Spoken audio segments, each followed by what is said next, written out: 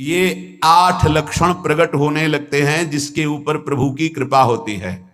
पहला, घोर अपराध करने वाले के प्रति भी दया की भावना,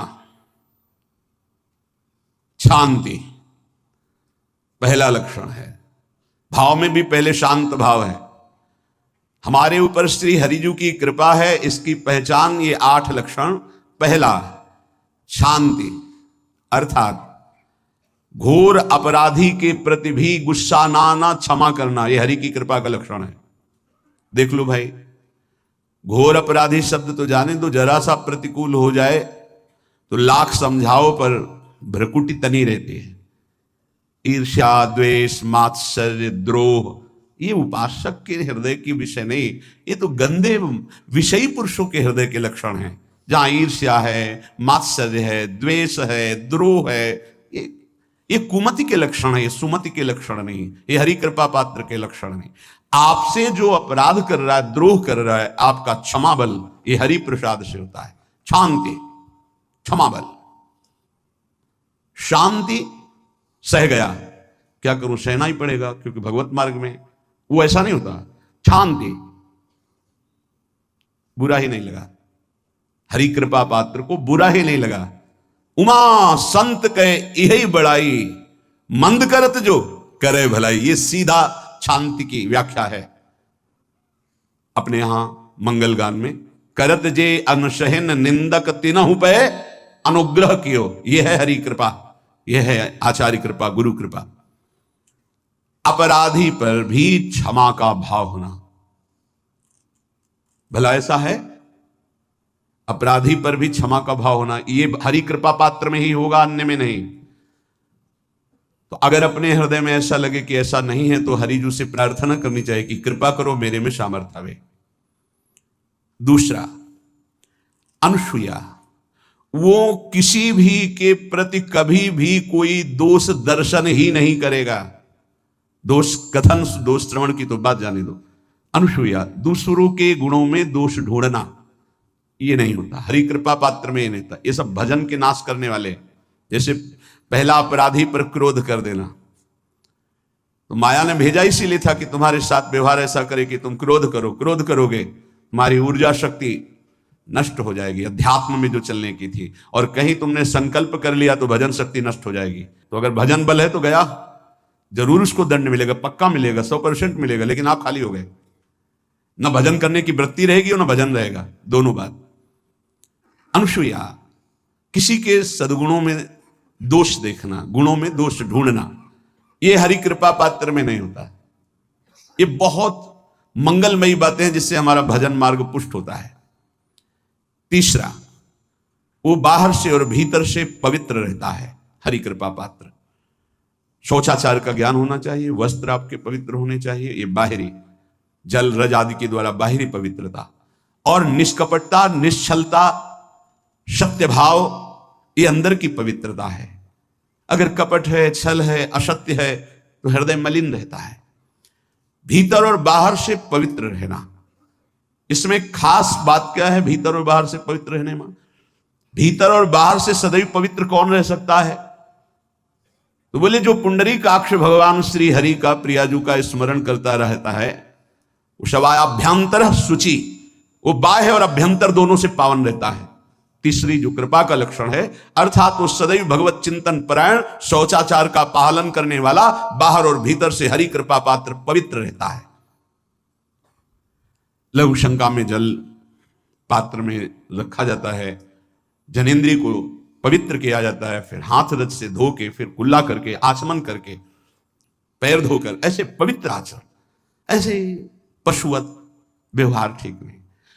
कुछ लोग ऐसी गलती करते हैं कि जिसमें शौच हुआ जाता है उसी में बैठकर लघु शंका करते हैं, तो सारे वस्त्र, पूरा शरीर अपवित्र हो गया आपका।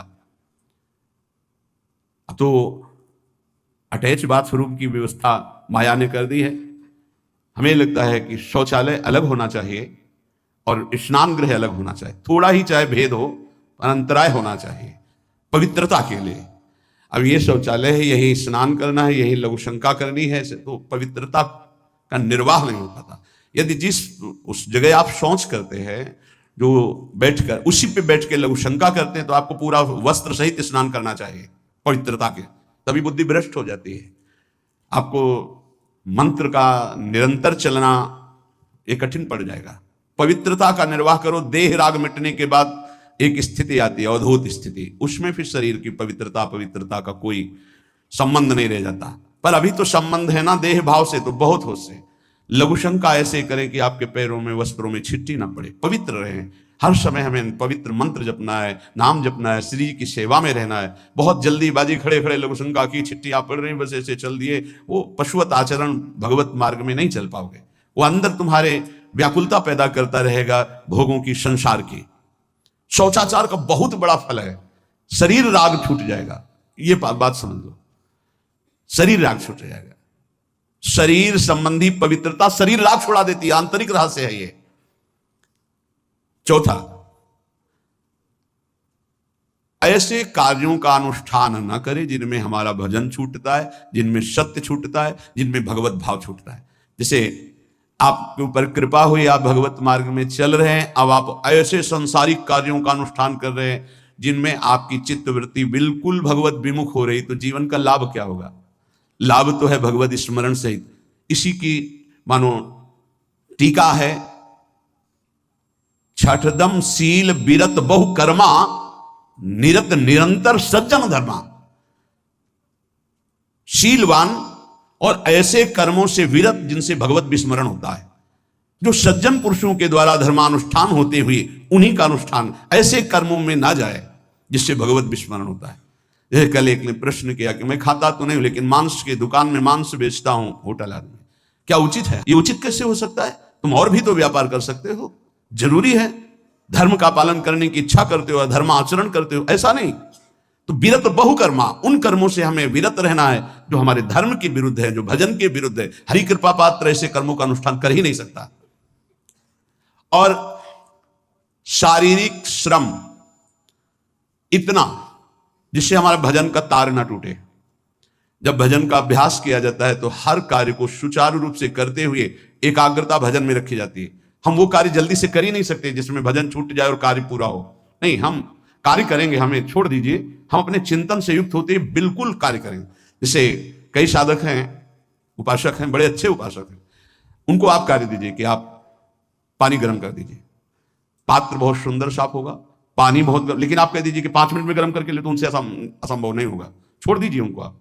वो मतलब ऐसा कार्य करेंगे प्रशंसनीय, पर वो समय से, उनका एक सिद्धांत है, बहुत अच्छा लगता है। अपने को पता है इससे जल्दीबाजी नहीं होनी। पात्र मार्जन करना है, छोड़ दीजिए आप उसको, टोकिएगा नहीं। आप जल्दी मान के, उससे नहीं होने वाला। वो तनिक भी दोष नहीं रहने देगा पात्रों में, पर समय दीजिए, आराम आराम शुरू कर। हमें अच्छा लगता है। भगवत चिंतन परायण उपासक की यही वृत्ति होती है। पोछा लगाना है, बिल्कुल बढ़िया लगेगा, लेकिन आपको सर से घुमा दे वैसा नहीं होगा। आप छोड़िए और जाइए, हटिए, और वो अपने ढंग से लगाएगा और एकदम क्लीन करके। यही उपासक का लक्षण होता है। जो कार्य करेगा सांगोपांग करेगा, पर वो बहुत मस्ती से होगा क्योंकि उसका भगवत चिंतन चल रहा है। अधिक ऐसे जिससे हमारा चिंतन छूट जाए, थोड़ा संयम में आना चाहिए। ये भगवत कृपा पात्र का लक्षण है। अपने भजन का फल देखना भगवत कृपा पात्र की, सबको प्रदान कर देना। हिम्मत है? अपने भजन, इतनी मेहनत से किया हुआ भजन, भजन होने के बाद, हे प्रभु इस भजन का फल हो, सर्वे भवन्तु सुखिना सर्वे सन्तु निरामयः। यहां तो कहते महाराज, एक माला रोज आपके लिए करता हूं कि आपकी बीमारी ठीक रहे, तो शेष किसके लिए करते हो प्रभु? शेष अगर इष्ट और गुरु के लिए तुम्हारा है कि एक माला करते तो फिर इतनी माला करते तो हमें क्या होगा? सब आपको दे देंगे तो हमें क्या होगा? तभी भजन का रहस्य नहीं जाना। सबके मंगल के लिए अपने भजन को समर्पित कर देना। देखो भाई भजनानंदी, भजन में अरुचि होने लगेगी? नहीं होने लगेगी। सुबह से शाम तक पसीना चुआए हम और भजन का फल दे दे सबको, तो इसका रहस्य बताते हैं। सबको जे भी कहा सर्वे भवन्तु सुखिना, तो सर्वत्र विराजमान भगवान वही पलट कर अनंत रूपों में आपके ऊपर बरस पड़ेंगे। ये आंतरिक रहस्य है। हमने जो भजन किया वो एक सीमा में था, जब हमने संपूर्ण विश्व को दे दिया तो असीम बनकर वापस हुआ। ये भाव न समझ में, अगर ये भाव लगे तो एकदम लगे हम अपना भजन क्यों दे दें सबको।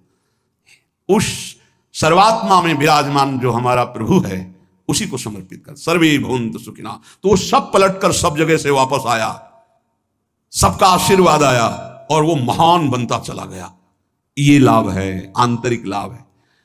अगर तुम्हारा भाव ऐसा न बनता हो तो आप प्रभु को तो अर्पित करते ही है ना, तो वही प्रभु सब में विराजमान है। ऐसा भाव करके सर्वात्म स्वरूप भगवान को हमारा भजन समर्पित है, सब रूपों में प्रभु विराजमान है। ये हरि कृपा पात्र का लक्षण चल रहा है। और छठवां, अपने भजन से अपने लिए कुछ भी ना चाहना और दूसरों की तो बात जाने दो, दूसरों से कुछ ना चाहना ये तो ठीक है, अपने भजन से अपने लिए कुछ ना चाहना है हिम्मत। देखो ये हरि कृपा पात्र में हिम्मत होती है। अपना भजन अपने प्रयोग में ना लाना, इसका भी आंतरिक रहस्य है। अपने प्रयोग में आप शरीर को लेकर के बोलेंगे, अगर स्वरूप को लेकर तो प्रयोग की कोई वहां जरूरत ही नहीं, स्वरूप पूर्ण काम है, वहां कोई अभाव नहीं। जब आप कोई भाव अपने लिए करेंगे तो देह भाव होगा, देह भाव से किसी विषय की मांग होगी। विषय पूर्ति भजन का फल नहीं होता, भजन का फल होता विषय निवृत्ति। बहुत जोर की बात है, कैसे समझ में आए। अपने भजन का भी फल अपने लिए नहीं, दूसरों से कुछ चाह रखना तो बात ही जाने दो। भजन से भी कोई अन्य सुख की चाह नहीं हुई, क्या चाहिए, भजन ही बनता रहे, भजन का फल भजन बनता रहे, खूब निरंतर जप करते रहे। सातवां, किसी भी मान सम्मान कीर्ति पद प्रतिष्ठा के मिलने पर हृदय का असंतुष्ट हो जाना, यह हरि कृपा पात्र का लक्षण होता है। प्रणाम नमस्कार जय हो तो हृदय में असंतुष्ट हो जाना चाहिए। कोई किंचन मात्र अभिमान न उदय हो जाए। प्रभु बचाओ, ये माया की चकाचौंध से बचा लो नाथ। कौन सा अपराध बन गया कि आपकी जय की जगह यहां हमको ऐसा सुनना पड़े। जैसे एक बार महापुरुष जन कहे थे कि जब गुरुजन बड़ाई करने लगे सामने शिष्य की, तो उसको ग्रीवा झुका लेनी चाहिए, पश्चाताप करना चाहिए कि कोई गलती हो गई, आज हमारे गुरुजी ने हमारी बड़ाई कैसे कर दी, इसका मतलब कोई दोष बन गया, कोई गलती हो गई, और प्रार्थना करना चाहिए कि क्षमा कीजिएगा महाराज, अगर कोई गलती हो तो दंड दीजिएगा, लेकिन ये दंड मत दीजिएगा कि आप हमारी प्रशंसा कर रहे हैं, भगवान इससे बड़ा और कोई दंड नहीं हो। ऐसा महसूस होना चाहिए। सम्मानम कलयाति घोर गरलम, ये हरि कृपा पात्र का लक्षण है। नीचापमानम सुधा, नीच पुरुषों द्वारा किया हुआ अपमान अमृत के समान लगे और सम्मान विष के समान लगे। मान प्रतिष्ठा कीर्ति जिसके लिए बड़े बड़े लालायित रहते, हरि कृपा पात्र को विष की तरह चुभती है। और आठवां, किसी भी प्राणी समुदाय से संबंध ना रखते हुए सब पर दया की भावना, सब पर कृपा की भावना, सब पर करुणा मैत्री पर किसी से ममता नहीं।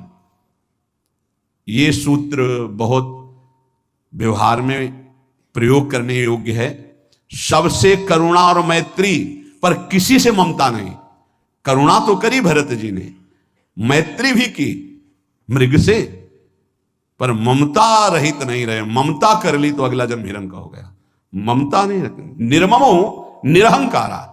करुणा मैत्री तो करनी है, जैसे इसमें आदेश है, गीता में जी आदेश है, अद्वेष्टा सर्वभूतानां मैत्रः करुणैव च, पर निर्ममो निरहंकारा, ये साधक की चतुरता है। प्राणी मात्र पर दया कृपा करुणा मैत्री, पर ममता नहीं। ममता किसी से, और यहां करुणा मैत्री ये तो गायब हो गई, केवल ममता रह गई है। अपने शरीर से ममता, शरीर संबंधियों से ममता, विषय भोगों से ममता, यही जहर है। संबंध में ये ममता ही जहर है, विचारों में अहंकार जहर है, कर्मों में ये आसक्ति जहर है। इसी जहर को मिटा दे तो जीवन मुक्त महापुरुष है। कर्म करते हुए, विषय सेवन करते हुए, वार्ता करते हुए, विचार करते हुए, बिल्कुल जहर रहित उसका जीवन हो गया। तो ये 8 बातें हरि कृपा पात्र में होती हैं, इनको बार बार सुनना, हृदय में धारण करना। जो भक्त होता है, हरि कृपा पात्र होता है, उसमें ये 5 बातें कभी नहीं जागृत होती, स्फुरित ही नहीं होती। पहला, किसी से ईर्ष्या। दूसरा, किसी से घृणा। तीसरा, किसी से भयभीत हो जाना। चौथा, भजन सेवन नृत्य गायन आदि में लज्जा लगना। पांचवा, किसी की निंदा करना। ये नहीं होती। अब जो आगे वर्णन कर रहे हैं उसमें महापुरुषों की पहचान है। सिद्ध महापुरुष तीन प्रकार के होते हैं। एक होते हैं आचार्य कोटि के, सात्विक विचार वाले, एक होते हैं भ्रष्ट आचरण वाले, एक होते हैं पिशाचाचरण वाले, और तीनों सिद्ध हैं। बहुत बड़े महापुरुष पूज्यपाद उड़िया बाबा जी हैं, वही रहस्य का प्रकाश कर सकते थे, अन्यथा बिना ब्रह्मबोध महापुरुष के ऐसा नहीं। तीनों सिद्ध हैं, तीनों भगवत प्राप्त है। सात्विक आचार वाले जो आचार्य कोटि के होते हैं, एक एक अक्षर शास्त्र मर्यादा के अनुसार चलने वाले, जैसा शास्त्र कहता वैसा उनके आचरण में दिखाई देगा, और वो उससे सिद्ध भगवत प्राप्त महापुरुष हैं, पर उनके आचरण तस्मा शास्त्रम प्रमाणम थे। दूसरे भ्रष्टाचार, ऐसों को पहचान पाना बहुत कठिन होगा। भेष मलिन, आचरण मलिन, जैसे आप में कोई पुराना हो तो शायद जान पाएगा, भगवान दास नाम के एक संत इसी चौराहे पे रहते थे। ये जो चौराहा है, कभी नंगे पड़े रहते थे, कभी वो पा रहे उनके साथ कुत्ता पा रहा है, कभी नाली का पानी पी रहे हैं, और भगवत प्राप्त महापुरुष थे। इसकी पहचान स्वयं की। कोई चाय रखने गया, उठा के ईंट मार दी, गाली दे दी, दौड़ पड़े, पकड़ पाए तो 10-5 घूंसे थप्पड़ मार दिए, ऐसा उनका व्यवहार था। भ्रष्टाचार, हलवा कोई रख गया, खिचड़ी रख गया, कुत्ता खा रहा है, उसी के साथ वो खा रहे हैं। कभी गमछा लपेटे, कभी नंगे, सीधे प्रकृति का वार शरीर से सहते थे, बस चौराहे पे ही रहते थे। बहुत अगर गए तो ये राधा टीला है, बस इतना ही उनका था। राधा टीला से इधर, और इधर थोड़ा चढ़ाई जो है जहां पूज्य श्री चंद्रशेखर बाबा जी वास करते, उसके इधर, मतलब चौराहे के बस इतने में ही रहते थे। 12 महीना 20 साल उनको देखा। तो जब काशी से आए हुए थे तो उनको देखा तो उनकी दृष्टि से लगा कि ये स्थिति प्रज्ञ महापुरुष हैं, पर अपने को छुपाए हुए ऐसी लीला करें। पर उनके कुछ ऐसे आचरण थे जिनसे लगा कि इनकी, हमें लगता है, बुद्धि खराब है क्या, मतलब पागलपन का दौड़ा है क्या ऐसे। राधा रमन जी दर्शन करने गए तो जो पुंडरीक जी हैं इनके बाबा, वो उस समय थे, उनके पुत्र जो पुंडरीक जी के पिताजी, वो उनके सहयोग में। तो करुणा कृपा हुई उनकी, उन्होंने देखा। वो तो बाद में परिचय जाना उनका, हमें पता नहीं, तो बाद में परिचय। वो पीत वस्त्र धारण किए हुए वयोवृद्ध एकदम डलिया लाए, राधा रमन जी को निकाल करके अपने को प्रसाद मिला। तो सीधे राधा रमन जी की कृपा का अवलोकन करते हैं और परिक्रमा लगाना। एकदम संकल्प बना, कमंडल में 2 कुलिया रखी, ढक्कन से ऐसे ढक के, और बस मन में आया कि अगर वो बाबा हमसे आते हैं, हमारे कमंडल से कुलिया, सत्य परम सत्य कुलिया लेते हैं और पाते हैं और फिर रख के चल देते हैं, तो मैं मान जाऊंगा कि प्रभु ये आपके धाम के सिद्ध महापुरुष हैं। आए हुए थे हम काशी से ऐसे, क्योंकि काशी में ऐसी लीलाएं देखी थी बड़े अवधूत कोटि के महापुरुषों को। आपसे सत्य कहते हैं। वो पेड़ हट गया, रमण रेती में था, बीच रोड में था, चबूतरा बना था, वो ऐसे पड़े थे, वहां के हम बैठ गए, बिजली की तरह उठे, रफ्तार से आए, खड़े हो गए हम बिल्कुल, क्योंकि हमें पता था कि घूसा थप्पड़ इनका प्रसाद होता है। तो हम कहा उस समय, हम कहा अगर हाथ चलाएंगे तो पकड़ लेंगे ना, बिल्कुल पोजीशन में खड़े। तो बंगाली भाषा में कुछ बोले, वैसे गले में हाथ डाला, ढक्कन हटाया, कुलिया निकाली, पाया, कुलिया वहीं रखा, ढक्कन रखा, गए और वहीं लेट गए। सत्य कहते एकदम रोम रोम खड़ा हो गया कि अरे भगवत प्राप्त महापुरुषों को जानना बड़ा कठिन है, कैसे आचरण, भ्रष्ट आचरण से रहते हैं। कभी दिगंबर, कभी गमछा लगा हुआ है, कभी कुत्ते के साथ खा रहे, कभी नाली का पानी पी रहे। पूज्य बाबा कह रहे आचरण मलिन, नाली या पैखाने का भी पानी पीने में उनको कोई भी परेशानी नहीं। गंदे जगह मलिन भाव से पड़े रहना, किंतु वृत्ति हर समय भगवदाकार रहना, भगवदाकार रहना। ये तीसरे पिशाचाचार, गाली गलौज करना, ईंट पत्थर से मारना, हर मलिन चेष्टा, बहुत कठिन है, बहुत कठिन है। ये सब देखने को मिला है भगवत कृपा से तीनों प्रकार के महापुरुषों का। वृंदावन में एक आगंतुक संत आए थे बाहर से, वो रात्रि में हर वृक्ष के नीचे खड़े रहते, पैर सूज गए थे उनको, कभी बैठे और लेटे नहीं देखा, खड़े ही रहते थे। ये 25 वर्ष के लगभग की बात है। उनको जब देखा तो देखते ही उनकी दृष्टि ऐसी थी ऊर्ध्व, लगा ये तो भगवत प्राप्त महापुरुष है, 45 वर्ष की अवस्था हो, बस खड़े रहते थे, चरण उनके फट गए थे ऊपर से ऐसे खड़े खड़े। रात्रि में एक दिन हिम्मत की, बोलते नहीं थे वो, अरे लार बह रही है ऐसे गंदे कपड़े, तो महाराज जी आप कृपा करें। उस समय मदन टेर में आप आइए, तो सही में से खड़े हो गए। तो आटे के 4 लड्डू हमें मिले हुए थे, तो आप कृपा करके पाइए, पाले। तुमका आपका ये जो बाहरी परिवेश है और आपके जो बाहरी लीलाएं हैं, ये बाहरी लोग तो भले न समझ पाए, पर प्रभु मुझे ऐसा अनुभव होता है आप भगवत प्राप्त महापुरुष हैं। रो पड़े हो, कभी हमने उनको ऐसा नहीं देखा, रो पड़े। और उनका ये हमारे गुरुदेव की कृपा है। उनका कब से वृंदावन आ पाए? बोले कुछ दिन हुए। बोले वृंदावन की रज का प्रभाव कितना दिव्य है कि अब जाने का मन नहीं होता है। पर आप अब दोबारा हमसे मिलने की चेष्टा मत कीजिएगा, कभी दूर से देख लीजिएगा, पर आप कभी मिलिएगा नहीं। आप भक्त हैं इसलिए आपसे संभाषण कर लिया। ये तो आपने सुना सुबह की लीला, ईंट चल रही थी उन पे, वो दिगंबर खड़े थे, ईंट मार रहे थे लोग, परिक्रमा वाले लोग उनको ईंट मार रहे थे, कई जगह उनकी ईंट लगी। उनको लग रहा था ये पागल है, नहीं पहचाना जा सकता। 3 प्रकार के महापुरुष होते। एक होते सात्विक आचार वाले, बहुत जो शास्त्रीय आज्ञा वैसे ही अक्षरशः आपको दिखाई देंगे, आचार्य कोटि के, पवित्र शरीर, पवित्र वस्त्र, पवित्र आचरण, एकदम आचार्य कोटि। दूसरे एकदम भ्रष्ट आचरण, समझ ही नहीं सकते आप। तीसरे पिशाच की तरह, समझ ही नहीं सकते उनको। अब लाभ होता है केवल पहले वाले से, सात्विक, तस्मात् शास्त्रम प्रमाणम थे, इससे जनता का लाभ होता है। इन 2 से विशेष हानि हो जाती है, क्योंकि इनके आचरण ऐसे होते हैं, साधु अवज्ञा तुरंत भव, बहुत जल्दी विनाश होता है ऐसे महापुरुषों के अपमान से। सात्विक महापुरुषों के नहीं, अगर उनसे अपमान भी हो जाएगा तो क्षमा करेंगे वो सब। इनको न क्षमा से मतलब है, न पिटाई से मतलब है, इनकी दैवी शक्ति तुम्हारा नाश कर देगी। ऐसे से बहुत, क्योंकि इनको समझ में नहीं आएगा ना। काशी में भी देखा, कुल्हड़ चल रहे हैं सब, और ब्रह्माकार वृत्ति, लोग समझ नहीं पा रहे हैं, चाहे कि कुल्हड़ जमा मार रहे हैं उनके ऊपर ऐसे किया, बिल्कुल जो चर्म है प्रकृति को सहते सहते भैंसे का जैसे हो गया मोटा एकदम, और उनके ऊपर मार पड़ रही है, वो मुस्कुरा रहे हैं, चल रहे हैं। उनका गजब हो गया, ब्रह्माकार स्थिति महापुरुष के सामने, ऐसे कुछ समझ ही नहीं पाता। तो कह रहे हैं ऐसे भक्तों से प्रायः सबकी हानि हो जाती है, क्योंकि समझ पाते नहीं कि स्थिति क्या है, और जब उनका अपमान करते हैं, उनको मारते हैं, पीटते हैं, उनका सर्वनाश हो जाता है।